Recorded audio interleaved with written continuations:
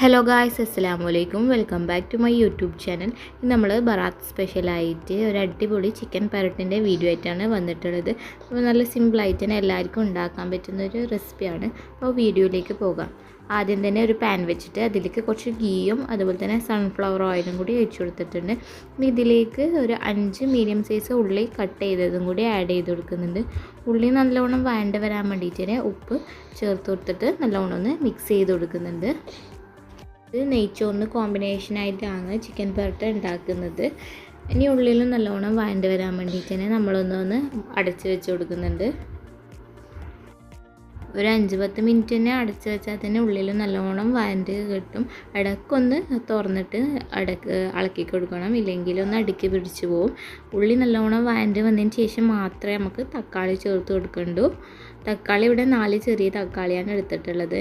ഞാനെല്ലാം കുറച്ച് ക്വാണ്ടിറ്റിയിലാണ് ചിക്കൻ പരട്ട ഇവിടെ ഉണ്ടാക്കുന്നത്, അതുകൊണ്ടാണ് എല്ലാം അധികം ചേർത്ത് കൊടുക്കുന്നത്. തക്കാളിയിലും ചെറുതായിട്ട് വാടി വന്നാൽ ഇതിലേക്ക് ഇഞ്ചി, വെളുത്തുള്ളി, പച്ചമുളക് ചതച്ചത് ചേർത്ത് കൊടുക്കുന്നുണ്ട്. ഇതിൻ്റെ ഒപ്പം ഞാനൊരു തക്കാളിയും കൂടി പേസ്റ്റാക്കി എടുത്തിട്ടുണ്ട്. ആ ഒരു മിക്സ് ഇതിലേക്കിട്ടിട്ട് ഇഞ്ചി വെളുത്തുള്ളിൻ്റെയിലും പച്ചമുളകിൻ്റെയിലും പച്ചമണം മാറുന്നത് വരെ ഒന്ന് നന്നായിട്ട് നമുക്ക് വഴറ്റി കൊടുക്കാം. ചിക്കൻ പരട്ട് ചില ആൾ ചിക്കൻ പൊരിച്ചിട്ടെല്ലാം ഉണ്ടാക്കുന്ന കാണുന്നുണ്ട്. ഞാൻ ഈ ഒരു രീതിയിലാണ് ഉണ്ടാക്കല്. ഇഞ്ചി വെളുത്തുള്ളിൻ്റെയിലും നല്ലോണം പച്ചമണം മാറുന്നത് വരെ നമുക്കൊന്ന് ഇളക്കി കൊടുത്തതിന് ശേഷം ഇതിലേക്ക് നമുക്ക് പൊടികൾ ചേർത്ത് കൊടുക്കാം. പൊടികളായിട്ട് ചിക്കൻ മസാല, അതുപോലെ തന്നെ മഞ്ഞൾപ്പൊടി, കുറച്ച് ചില്ലി പൗഡറും കൂടി ചേർത്ത് കൊടുക്കുന്നുണ്ട്. കാശ്മീരി ചില്ലി പൗഡറും കൂടി ചേർത്ത് കൊടുക്കുന്നുണ്ട്. നിങ്ങൾക്ക് കളർ വേണമെങ്കിൽ കുറച്ച് റെഡ് ഫുഡ് കളർ ആഡ് ചെയ്യാം. ഞാനിവിടെ കളറൊന്നും ആഡ് ചെയ്യുന്നില്ല.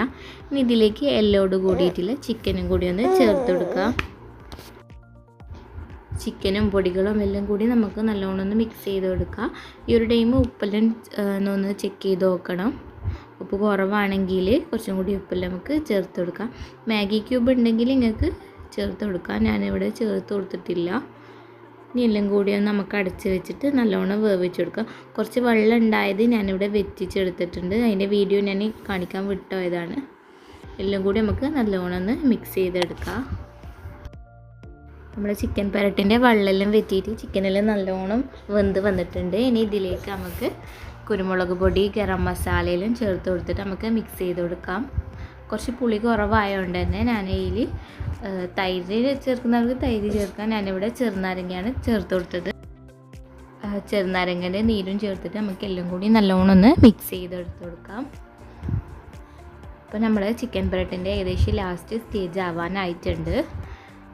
എല്ലാം നല്ലോണം നമുക്ക് മിക്സ് ചെയ്തെടുക്കാം.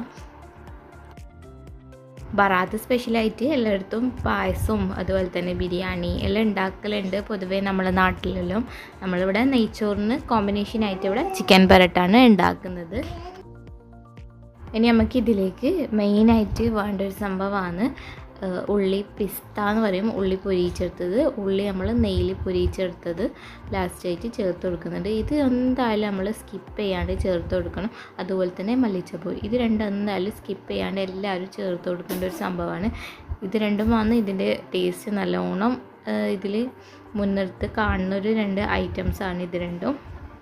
അവസാനമായിട്ട് ഇത് രണ്ടും ചേർത്തിട്ടൊന്ന് മൂടി വെച്ചിട്ട് നല്ലോണം ഒന്ന് മിക്സ് ചെയ്തെടുത്താൽ നമ്മൾ ചിക്കൻ പരട്ട ഇവിടെ റെഡി ആയിട്ടുണ്ട്. വീഡിയോ ഇഷ്ടമായാൽ ലൈക്ക് ചെയ്യുക, ഷെയർ ചെയ്യുക, സബ്സ്ക്രൈബ് ചെയ്യുക. വീണ്ടും മറ്റൊരു വീഡിയോ ആയിട്ട് വരുന്നത് വരെ ഓക്കെ, ബൈ.